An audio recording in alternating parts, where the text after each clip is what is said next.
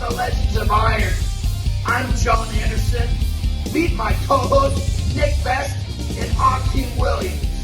We're going to have some amazing guests on the show.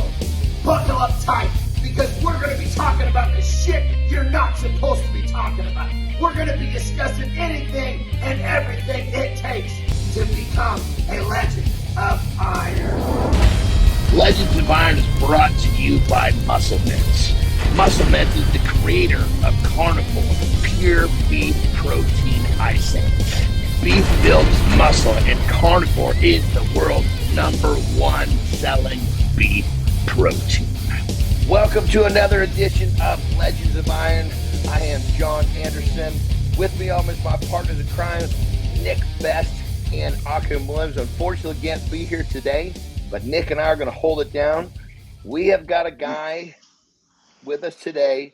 He's like one of the OGs of American Strongman. He's been there from the beginning, and I'm happy, and Nick is too, to call him a friend. Mr. Chad Coy, welcome to the show. What's up, my brother? Thanks, guys. It's an honor to be here. Well, it's friend and old man, since he's 2 days older than I am. This is true. I am the old man. So I get to call him old man all the time. It's all good. Well, brother, start off. I mean, you've been involved in Strongman in America about as long as anybody else. I mean, talk to us about, we actually had Willie Wessels on the show a while back. We're talking about kind of the beginning, and he was actually mentioning your name quite a lot in some of those early days stories. It was funny. Talk to us about how the whole thing kind of came about, because you got involved almost right away, correct? Well, it was actually 1994, if you remember Iron Mind magazine and Randy Strawson. And I contacted Randy trying to find a place. I wanted to find a contest to do. He's like, well, there was a place called Sugarloaf out in Pennsylvania, but it was like so far away. It's like, well, so we actually threw the first Central USA in 1994. So this last summer we threw the 21st Central USA. So we've done it we had a little hiatus after the divorce, but it's still around. And we threw that first show, and it was a bench press with an axle and a deadlift, and then we did a farmer's walk with 150-pound dumbbells out in the park.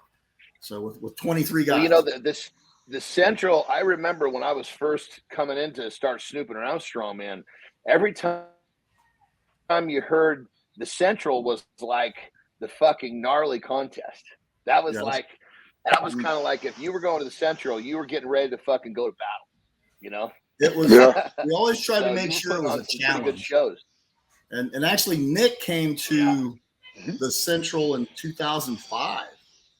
Yeah. It's kind of bounced around.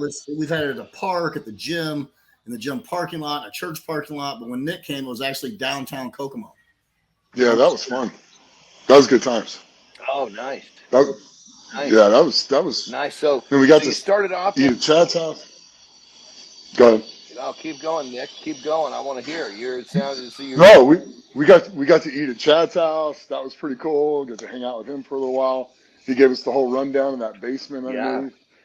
Dylan was like 4 or 5. Dylan was like 4. Because it was like he got to hang out. Him and Reese, two little blonde towheads running around Kokomo downtown like they owned the place. It was hilarious.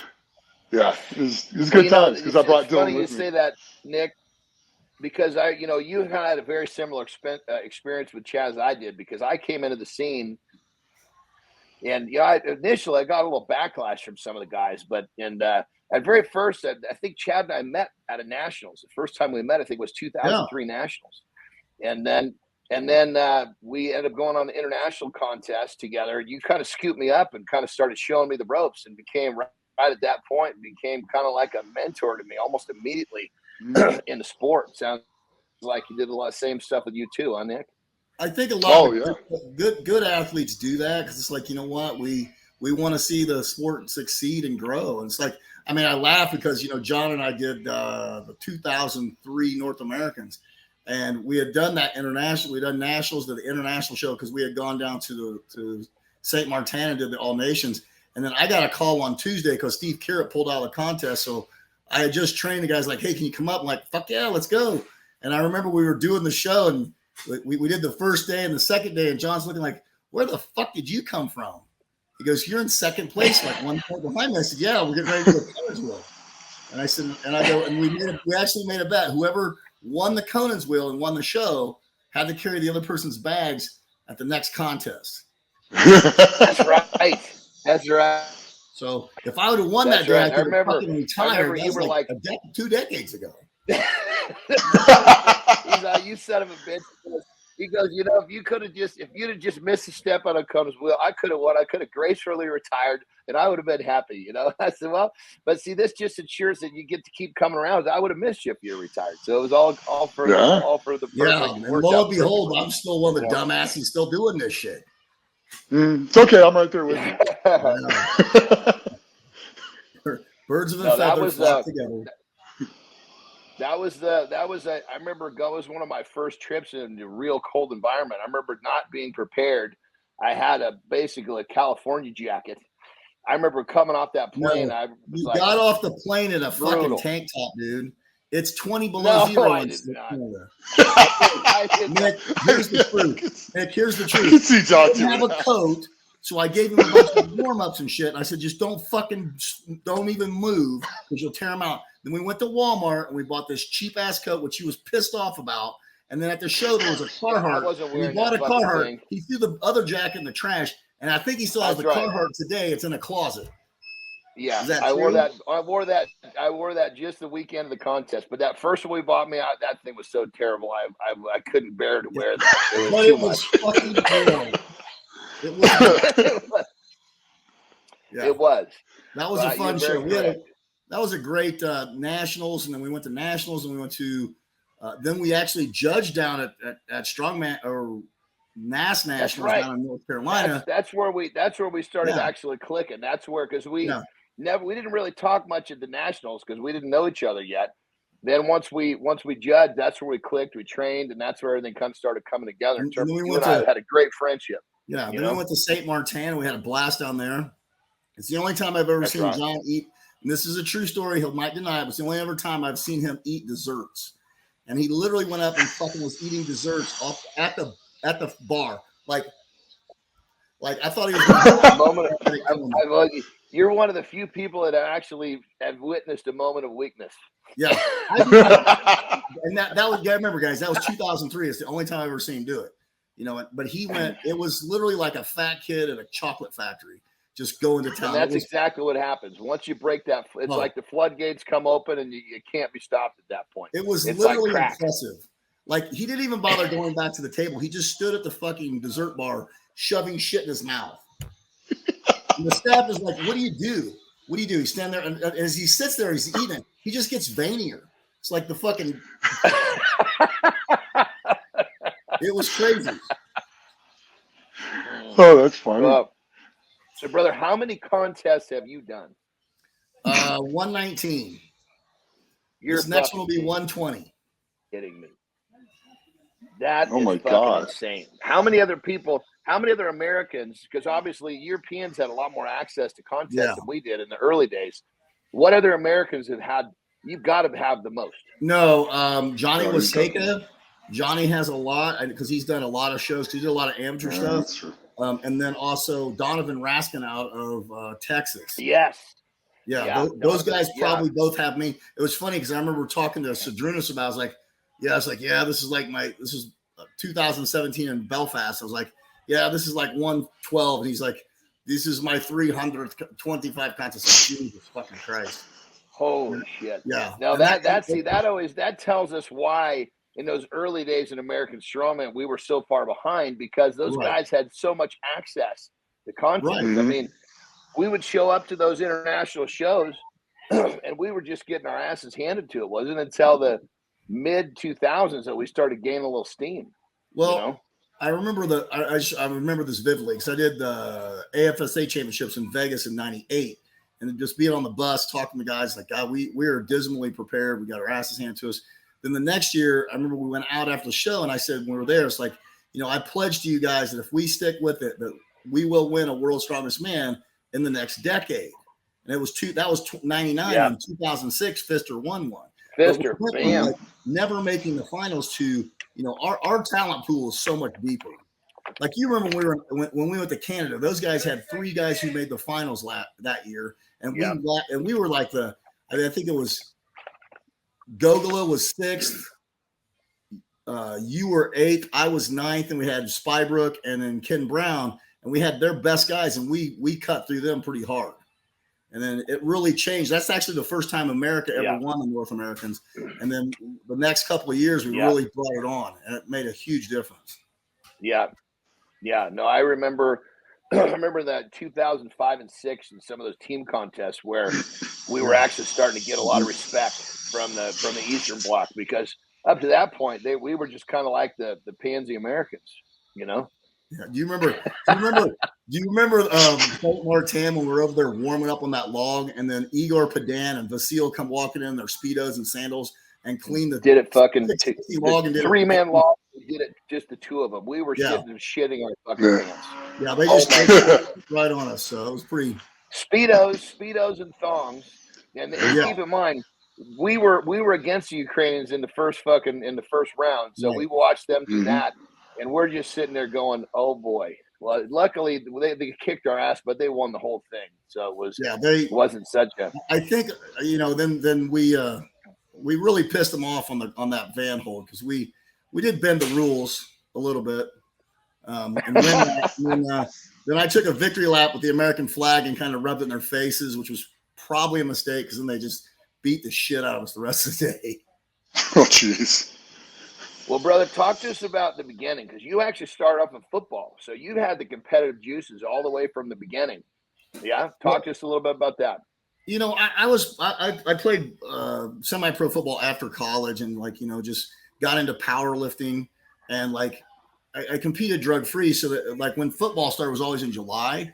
So I could never do ADFPA, which is now called USAPL. Could never do ADFPA nationals.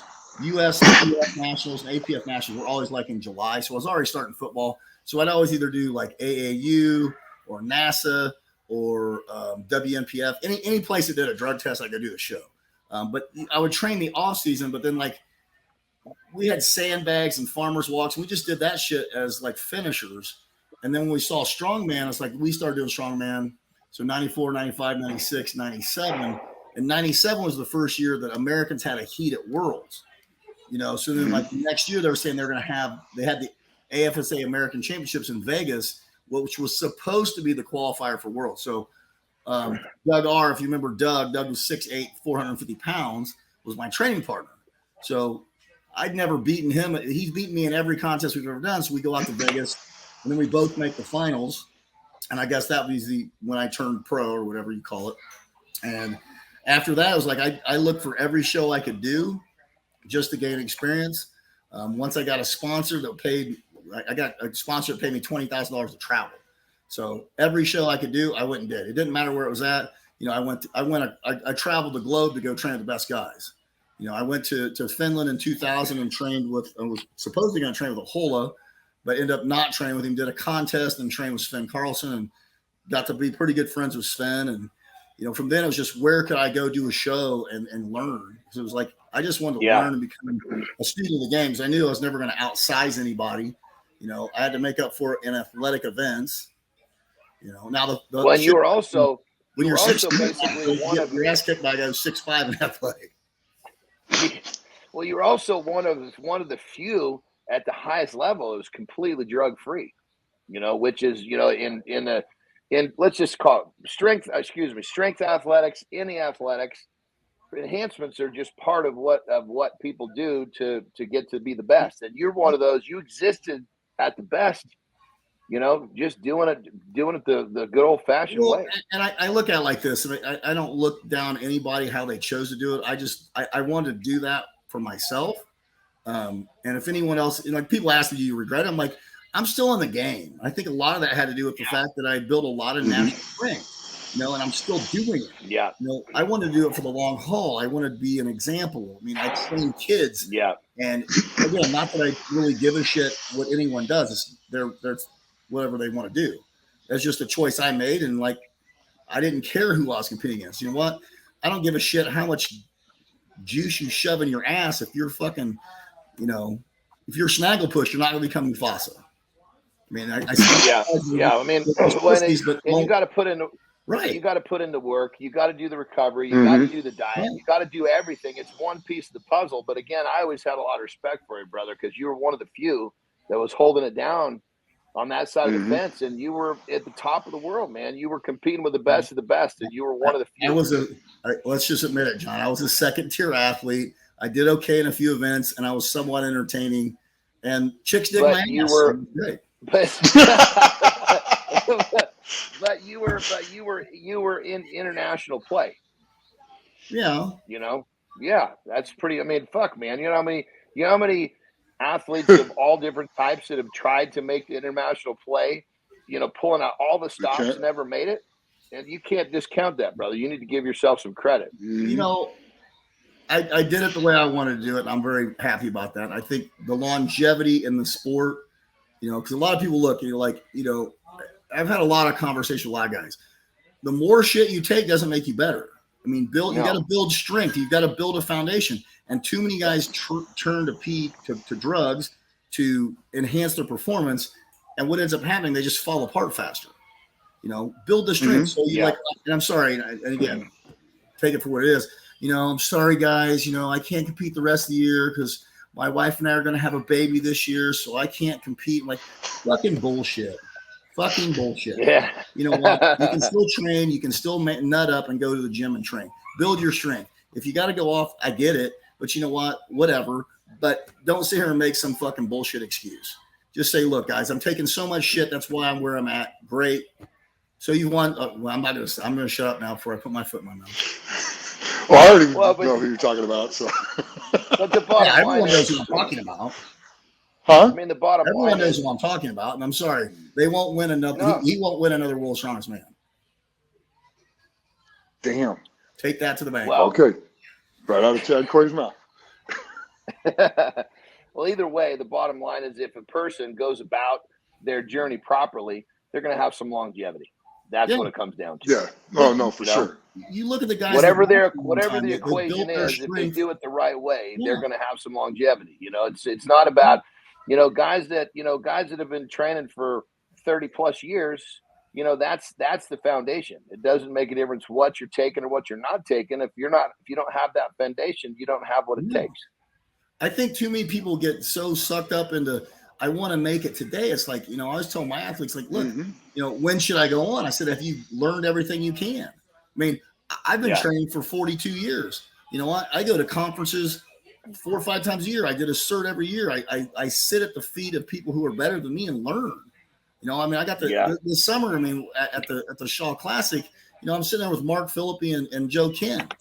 It's just like, I'm picking their brains, man. I want to learn. I want to pick up something new. What if you learn something new? It's like, I just feel like. I think they're picking your brain too there, Chad. Well, again, I think good coaches do that. Nick, I came out with you and I picked up shit. It's like we train together. We learn stuff from each other. It's like, I never thought of that. I had Ed Conan last year. It's like, I paid him, it was $2,000 having him in flights and hotel and food and all that shit. And you know what I got out of it? We're deadlifting. And he said, sternum up. And it literally snapped in my head and I got it. Like I always say, chest up, get that chin up. He said sternum up. And as soon as he said that, I was like, and it made sense. Like, oh, that was worth $2,000. Light bulb clicked. The light bulb went off. It's like sitting in algebra class and finally understanding how the shit works. Oh, yeah. I still don't know that. I hate it. And it's those little things like that make the biggest differences, especially over time. Yes. Because you fix something like that, and then you can train that way longer and longer and longer, and the strength just keeps developing and progressing. Well, biggest mistake I see guys making is they work out more than they work out at a higher rate, a more frequency rate than their connective tissue can heal. Right. So it's not their muscle will be healed before the workout, but their tendons and ligaments won't be healed, and it just gets stronger so much faster. That's where you see most of the mistakes and injuries come from. And so more and faster is not necessarily better. Right. So exactly. To what you're saying. Or you get the guys that want to explore the more harsher compounds, that end their career a lot faster. It's like, So I don't know. John, did you do, did you go with Shannon Hartnett when we did the down in Aruba? Were you there? I can't remember. No, I was actually up in that World Muscle Oh, that's Power right. You were World up in Muscle. Canada. I just remember going there, Yeah. and Magnus was the judge, and we went and trained, and he was watching my deadlift, and he changed one thing with my foot placement, and I pulled like a 30-pound PR. So it wasn't Just like that. I got stronger. He just tweaked something, and it was better. Yeah. So He just made you a more efficient deadlifter. Yeah. And it's like, I love watching, like whenever I got to compete with Magnus, he's just a student of the game. He walks over, like we did field stones once. He plays with the stones, and I'm like sitting there watching, like, why are you watching Magnus? Because I'm going to pick it up exactly the way he does, because he's going to be faster than everyone else. So, you pick that stuff up, and you learn one little thing here, one little thing there. That's what makes longevity. I think that helps with longevity, but I think it makes you successful. Mm-hmm. Yeah. I mean, you always watch people. Always watch what everyone else is doing, because that's where you learn from. I mean, you see what they get right, what they get wrong, and it makes a massive difference. And then you're looking like when we were at Brian's place back during his birthday, like we're out there training, like he picked up 2 or 3 things there. Yeah. You know? Yeah. So. Yeah. That's it. I mean, when you love what you're doing, you're constantly learning, because the more you learn, the more you love it. And it's like this positive vortex that never stops. You know, anybody that thinks they don't have something to learn, they're clearly missing how this whole thing works.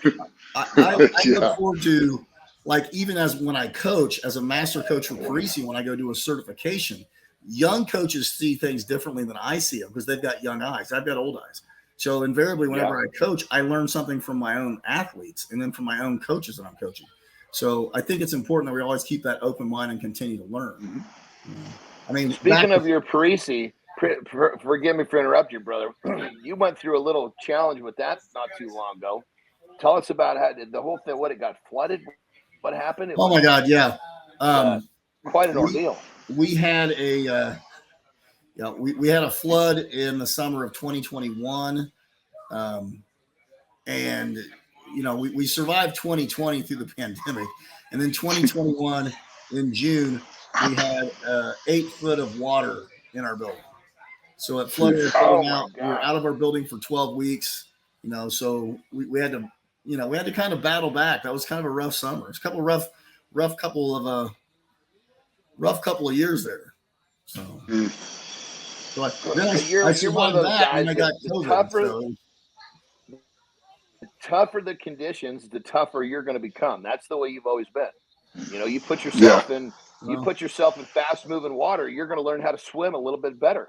That's the way you've always been. My daughter works for Rolls Royce, and they do like spirit animals, and she goes, "Dad, you know what I've realized? You're like a fucking cockroach." I go, "Damn, I'm like a cockroach." She goes, "Nothing can kill you.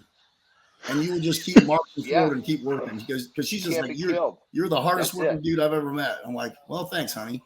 I try to make an example and brother, that leads me to the next thing, brother. You've had a lot of success. You've been in the game a long time. So I would love for you to share some of the things that you feel have been your keys to success. Honestly, consistency. That's the number one key for anyone. Everyone wants the magic secrets. Be consistent. I started training in 1980. I've missed 23 workouts since 1980. That's 23 in 42 years. Just the fact that you know that is a pretty fucking interesting fact. Well, I mean, I'm kind of in that way. It was like, like we were at the Shaw Classic. Hell, I had COVID this year, and I trained through it. I didn't know I had COVID till I got home when I got tested. I just thought I had a head cold. So I'm fucking eating Sudafed and NyQuil. That's right. You were gonna. That's right. We texted right when you got home. You were gonna reach out to me, and then we never connected. It's because you holy shit, you had COVID. You told me you weren't feeling well, but I didn't know you got COVID. Well, it depends on what year. 2021, I got COVID and lost 27 pounds in 9 days. This summer, I got sick. I thought I just had a head cold, and I didn't realize I had COVID until I was back. I was sick for like 3 weeks, so I finally went and got tested. It was like, you got COVID. I'm like, well, fuck, I've already been through it for the last 2.5 weeks, so whatever. I mean, I'm already done. That's right. Oh shit. Yeah. So consistency. I think what most people don't realize is because you are. Go ahead, John. Please. I was saying consistency. I mean, you're like the fucking poster child of consistency. No question about that. Yeah. And I think anybody that knows you.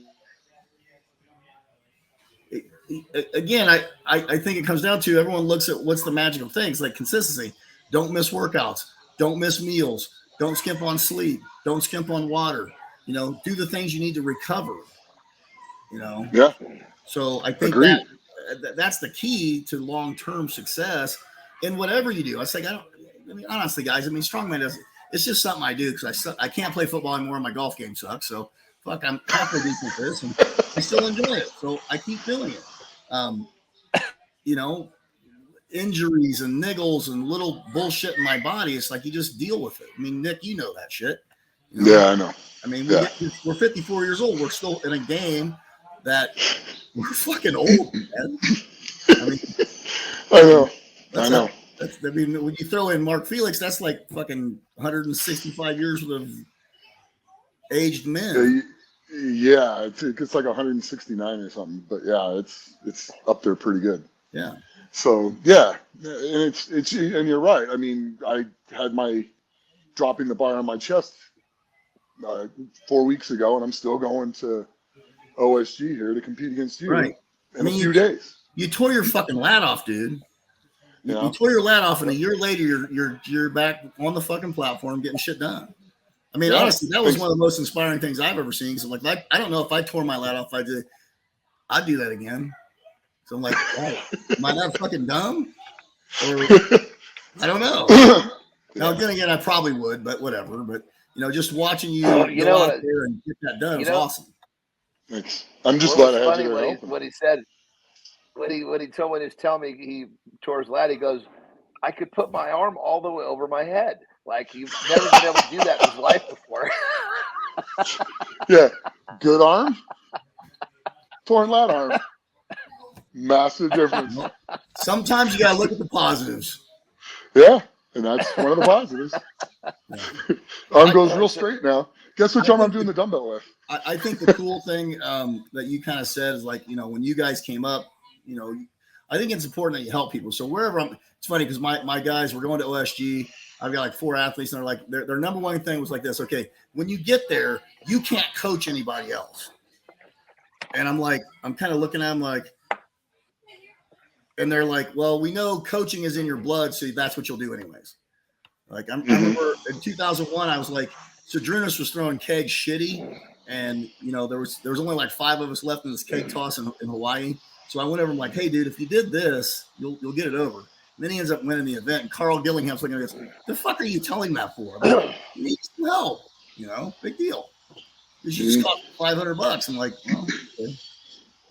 Maybe. Well, brother, when we've been competing head to head, you even have coached me when we're battling out to win an event, and you're still coaching me. I mean, you're just a straight up good sportsman, Yeah.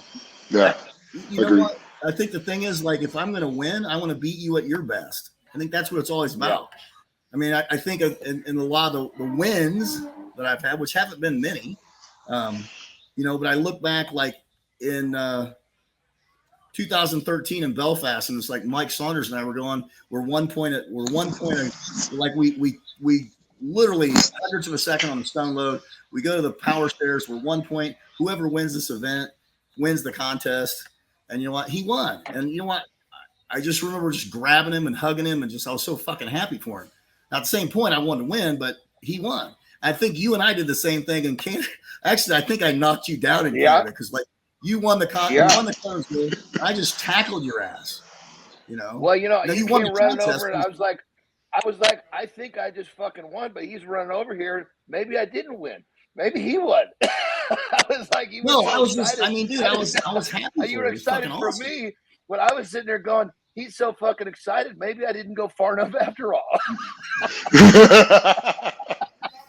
I had a little snippet in my brain, man. You went that much farther, and that's all it took. Well, I was thinking to myself, fuck, maybe I put it down a few inches too soon because he's coming out. He's running at me like a deer right now. He's coming fast. No. I think it's like, even this weekend, I want to see everyone do their best day. If you win okay, I'll just say this. Like, I love Grant Higa. And we did Strongman Court Masters Nationals like a year ago. And he was a better athlete. He should have won the contest. But he dropped the farmer's walk and the wheelbarrow because there was 2 grip events. I didn't. I won. It's still a W, but I would say this. I told Grant that day, you were the better athlete today. I just came, you fumbled and I scored. I mean, that's all it was. I didn't really win, but I'll take the W. But I would rather have won on him on his best day than him making a couple of mistakes. Brother, I got to tell you, I don't know anybody that's ever spent some time with you get to know who you. I don't know how they could not just fucking love you just like Nick and I do, because you are like the most fucking pure sportsman, caring, fucking cool motherfucking cat. And I got to say, brother, talking today on this podcast, it's like it just fucking makes me realize how lucky I am to have you as a friend. Yeah, I'm lucky to have both you guys as friends. I've got a small group of friends, but I hold them all. I cherish them all. That's why we actually got to get better. We got to get back together. I haven't seen you in a while, so I get to see Nick in a couple of days. Yeah, we do. But that's why I say New Year's. New Year's. Yeah, John, come to Vegas for New Year's.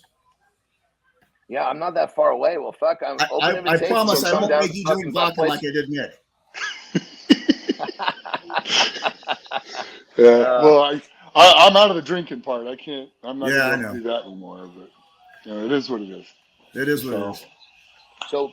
So your consistency, obviously, no questions. You got to do what you got to do. What other things have you done along the way that other people can learn from? Obviously, you're just like consistency, but there's other things I know that you do that people might not know unless they get a chance to hear you talk in depth about it.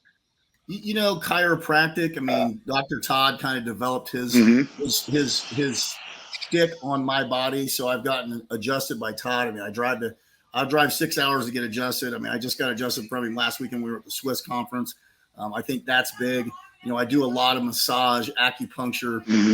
I've got an ice bath. We've got sauna, infrared. I mean, everything that you can do to make you recover.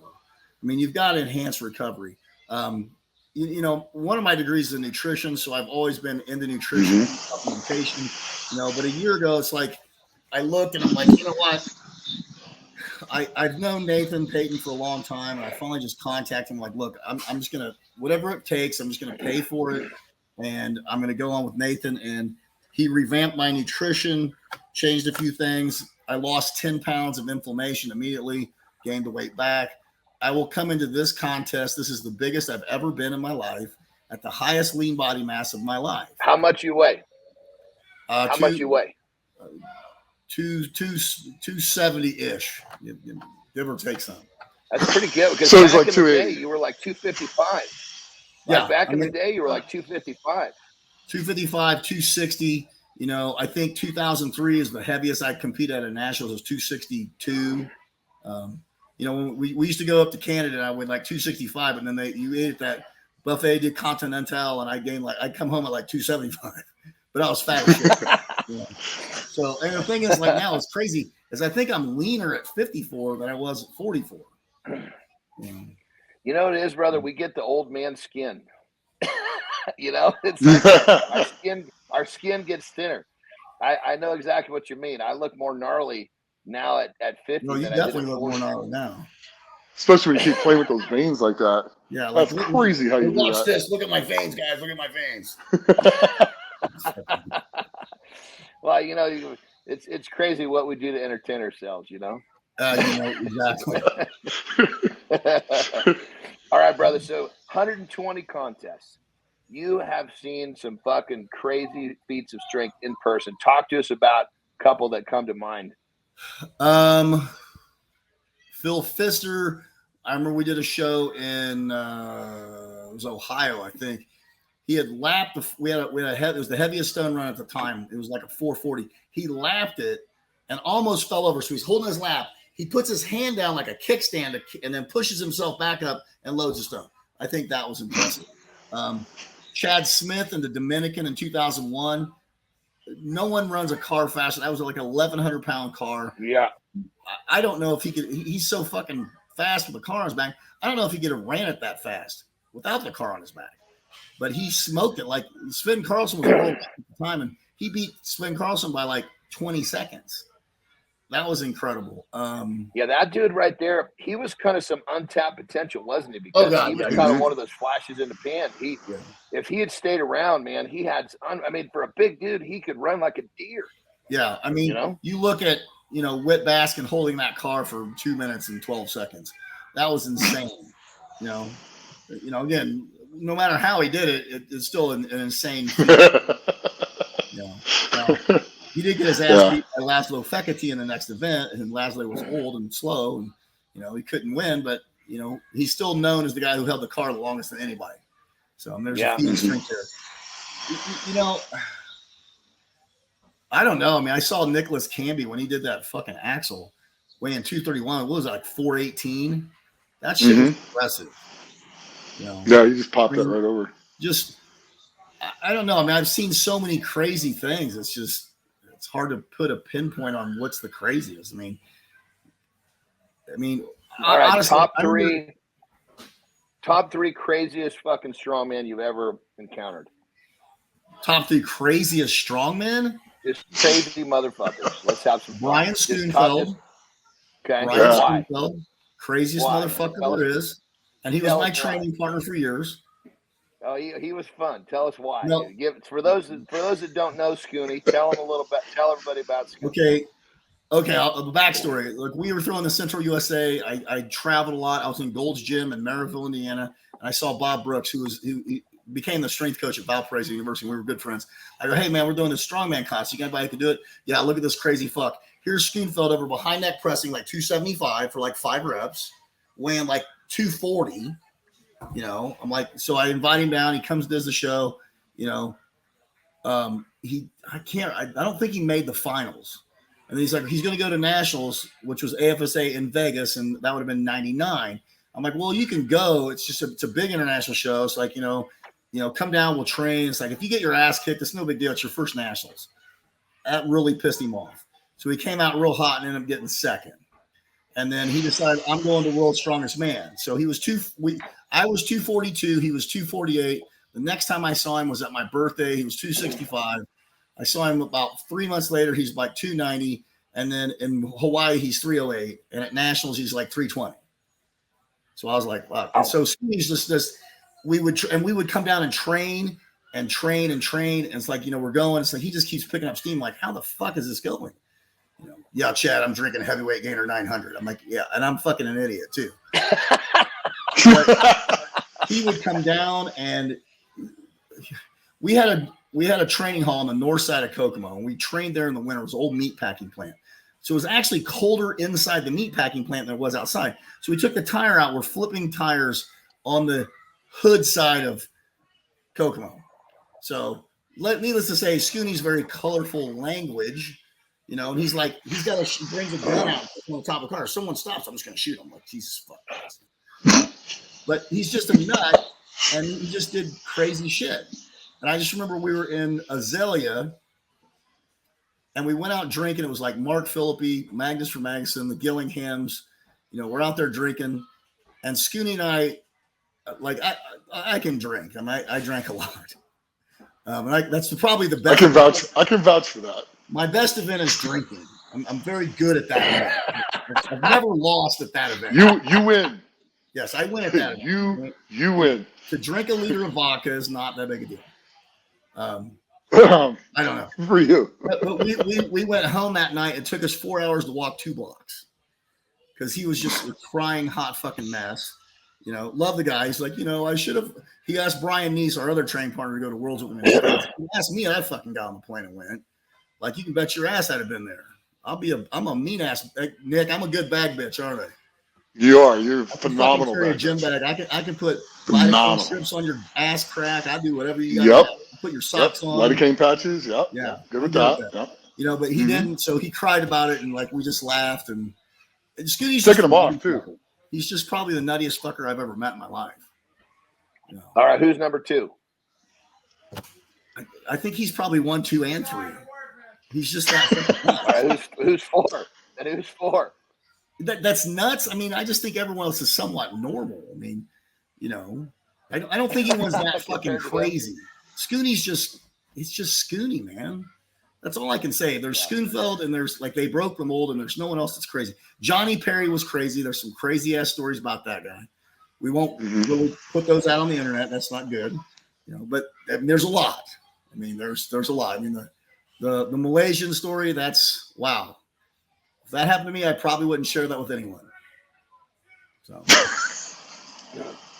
Well, we like to be entertaining, but at the same time, we also want to make sure that this show can play. So we'll let the listeners, the viewers, kind of read between the lines. Again, and I know think Nick is one Jesse of those was that's a very character. happy when we keep it like that.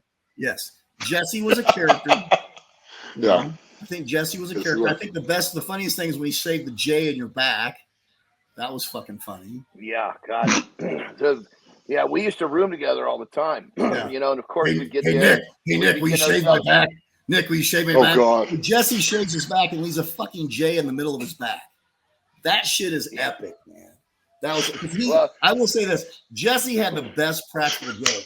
He could fuck with anyone. He used to fuck with Carrot so bad. Carrot would literally Oh my God.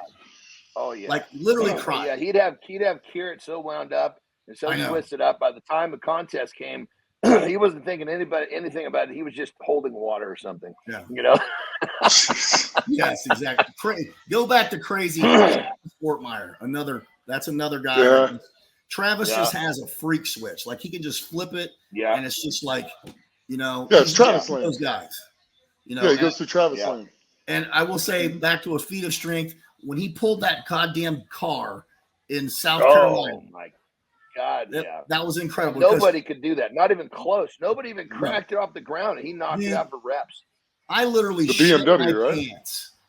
No, not figuratively, literally shit my pants pulling that thing. And I was pulling like 850 for a triple from a trap bar about that same height. And it didn't move. And he came up. Hell, I don't even think he had a deadlift suit on. And he cranked it for reps. And that was everybody else was suited up. We were wrapped up. We were covered in equipment. This fucking guy puts a belt on, goes out there, flips the switch, and fucking knocks it out for reps. Yeah, unbelievable. That was a very impressive thing to see. Yeah, Travis had the ability to still has the ability to put his head in a place where his body will break before his will. Yes, 100%. His body will give before his will. And that's Well, that's the trouble he's having now is that he's still got that mind. He's got the mind that will break his body. He's trying to balance that out because he's not 25 anymore. You know? And he's got to remember now he's in his 40s. It's a little different game. You can still do it. You just sometimes you got to be a little smarter. Now you said feats of strength, and I was thinking back to 2006 in Tulsa. And John, I think you were there. Sedrunas on that medley. Yeah. Okay, I can honestly say, like having seen a lot of very large offensive linemen running downhill at me. I remember I was sitting, and I was the first one to finish it in a really good time because that was strongman. She had to carry a farmer's walk and a duck walk implement, and that was strongman. There was moving, and I think I had the best time. And I'm sitting there, I was like, "Well, Sedrunas is going to go. He's going to destroy this." And the guy goes, "How fast?" I go, "He's going to do it." I think I did it like something like 24 seconds or some shit like that. I'm like, Sedrunas was going to do it in like 16. And I think he did it in like 14. It was like incredible. And I just remember him picking these up, and it just reminded me of like a pulling guard, you know, and like you're tight end blocks down, you're stepping up the hole, and you're like, look at that shit and go, oh fuck, this is good. And that was incredible. Sedrunas was one of the most incredible. That contest was one of the I only beat Sedrunas on one event in my whole career. In that contest, I beat him on the squat. That was the only time. Hey, I beat him in a medley once. Yeah. In Hawaii. One fucking event. Out of probably 60 events, I beat him one fucking time. Like, I've caught him in a few events a few times, but you're always excited when you catch Sedrunas or Brian or Marius or anybody when you can beat those guys at one or two events in a heat. You're extremely happy. Hey, look at this guy. Yes. Akeem. What's going on? What's going on, guys? Right on, man. I love it. How are you, brother? A surprise. I like it. I figured, you know, I had a little bit of time to drop in Getting on the action. Well, Awesome. Getting ready for the Olympia. Chad Coy, he's one of our old time. Go ahead. You see the cheekbones is showing a little bit more now? Yeah. Yeah. Oh, yeah. Yeah. Well, Chad, he's prepping for the Olympia. So he's Nice. he's final approach for Olympia. So yeah, he's that's why he's full blown in prep.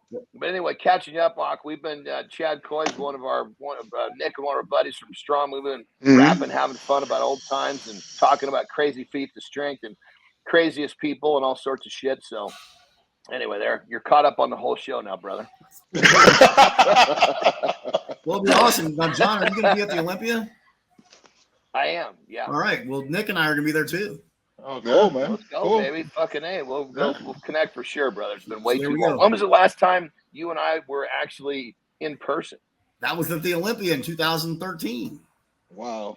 Was it really? Wow. Yes. That's Almost the last time we exactly. actually saw each other. Yeah. Oh my god. Wow. Yeah. We went out. Remember? That's we went to ASM, dinner. right? Hey, Terry, go get me another plate of food. Terry, I need more meat. I was like, get up. You asked him to get it yourself, fucker. Jesus, man. But your wife's like, okay, honey, I'll go get it. And I remember looking at Kim. She goes, don't fucking look at me. I ain't getting you anything. I remember that. I was divorced a year later, so go figure, whatever. Because what was so funny because basically you got up early and got coffee and brought it to Kim, and Terry did the same thing for me. And so we were at breakfast and we were talking about that. And it was you and Terry and Kim and myself, the way that we were positioned. It was pretty funny. Well, somebody's got to take care of your dumb ass. And somebody has to. I remember I had to do it in a lot of shows. Brother, you've been taking care of me from the beginning, man. Literally, that's one of the things. That's one of the reasons. That's one of the things I love you. You've always taken care of me, always. My coaches or my athletes now usually call me that. Somewhere they always calling me dad. Like I'm not your father, okay? You give that wisdom and you do dad stuff. So I'm pretty much their gym dad. So there you go. Yeah, the gym poppy. Yeah, or they call me Pawpaw. That's bullshit. Pawpaw. So, Chad, I can see that. 120 contests you've done. Isn't that crazy? Aki's competed in Strongman 120 times. Isn't that insane? Wow, that's definitely crazy. What was your favorite one, brother? Favorite one? Honestly, 2014 Masters America's Strongest Man, because Van came out. It was a great group of guys. Van came out, and I hadn't competed against Van. And Van had just gone through. His daughter had leukemia, and he fought back, and he came, and it was just a great fight. That we went back and forth, and I won, but it was just good hanging out with him. And then the next year it was 2015, and it was an Indy, and I had gone through my divorce. He had a good year of training, so it was kind of like a flip flop. So then we just hung out together, and honestly, got to do a lot of stuff with Van. Probably my favorite time was 2016 was nationals.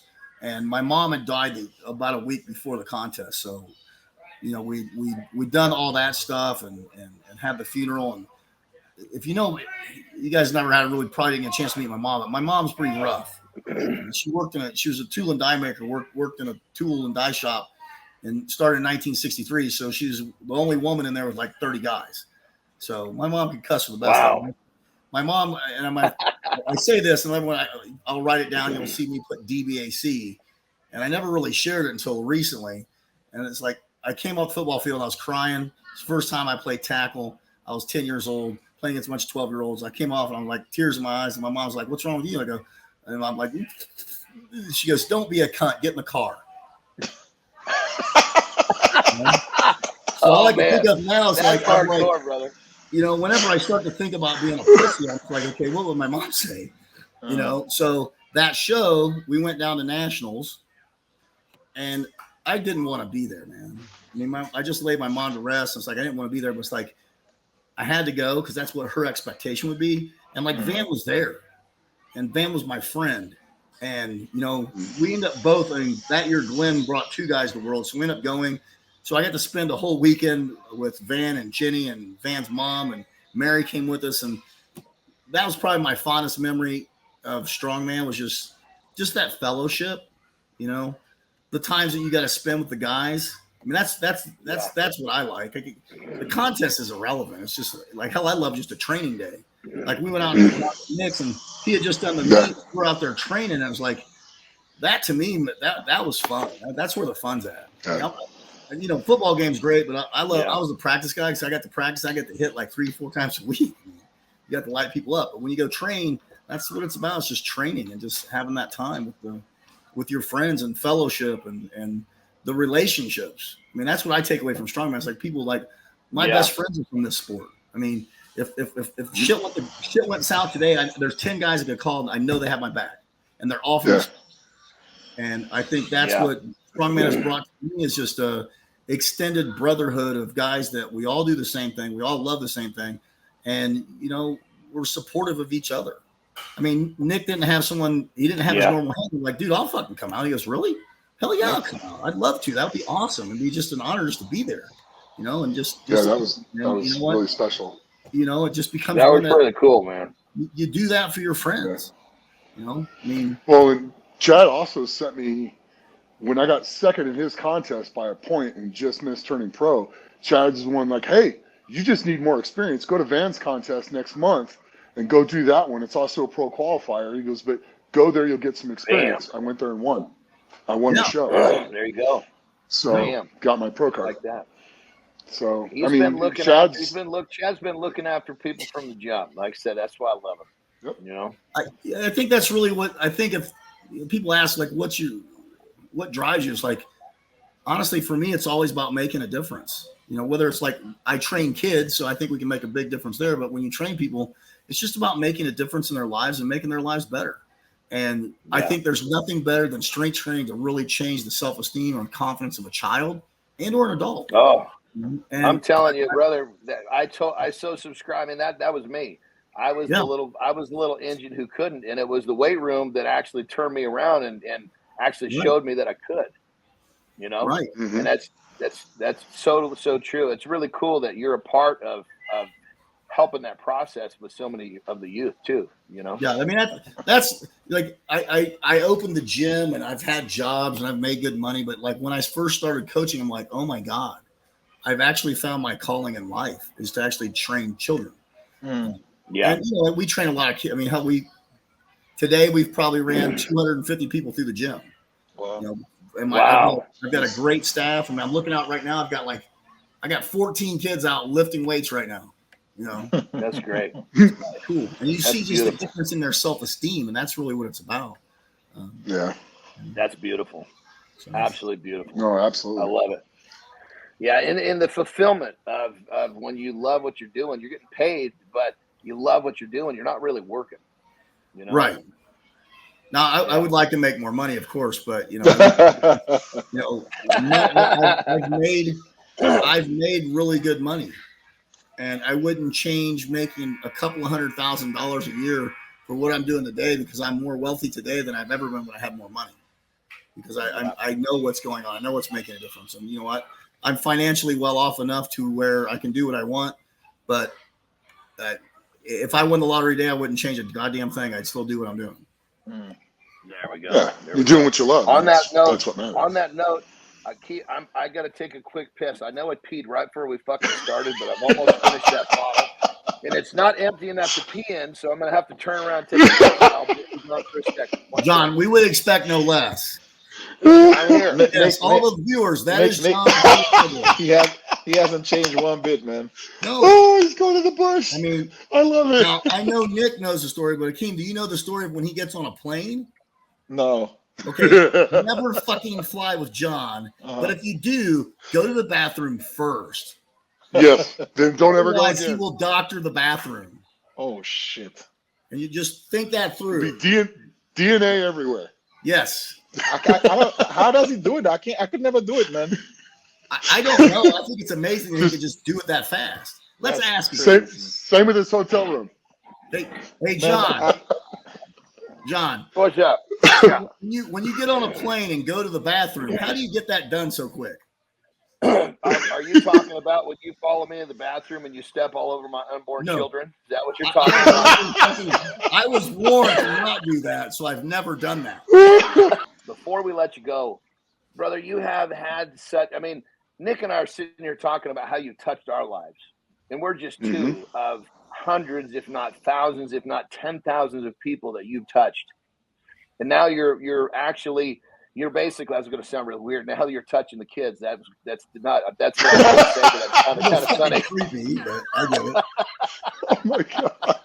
You're actually making a difference in the kids' lives also. So that's what I'm saying is you've made a difference in so many people's lives. You're a great competitor. You're a great person. When it's all said and done, what is it that you want Chad Coy to be remembered for? That I cared and I made a difference. I mean, I think that's the only thing that really matters. I mean, who gives a shit how much money you make or whatever? It's like, you know what? You know, if you knew you had I think Brian had it in one of his things. Who's going to be in your foxhole?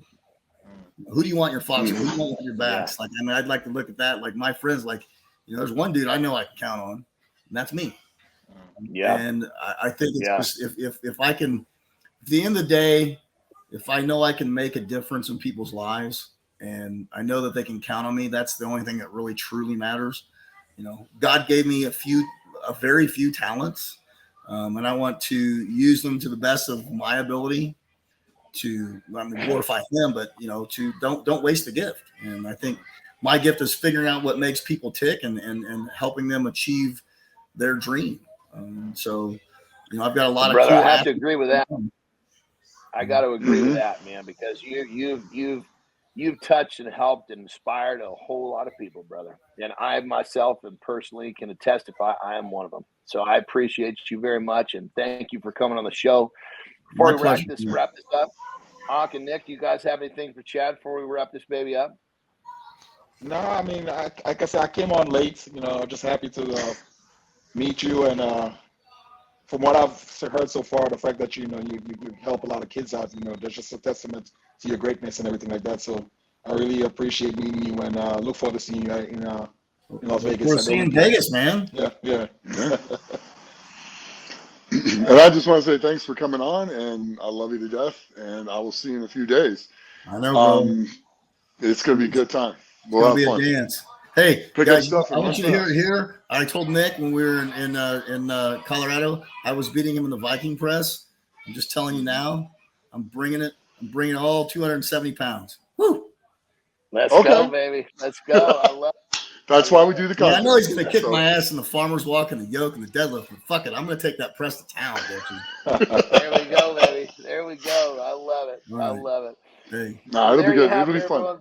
All right. Thanks, guys. There is another edition of Legends of Iron. I'll tell you, if our man Chad Coy does not show you that just being a fucking downright hard-working, consistent, caring person is not the way to go, and change lives or change your own life and change who can demonstrate it any better. So thank you for listening. Thank you for watching. We will see you next time. Thank you again, everyone. Thanks, guys. Legends of Iron is brought to you by Muscle Mix. It's time to stop f***ing around. You want to build some muscle? You want to build some serious f***ing muscle? Well, guess what? Beef builds muscle. RTD, carnivore, ready to drink, lactose free, tastes great. You want to f***ing build some muscle? You better f***ing start eating some beef. Beef up with Carnivore RTD. 40 grams of protein, 0 fat, 0 sugar, 0 lactose. What the f*** are you waiting for? Get yours today.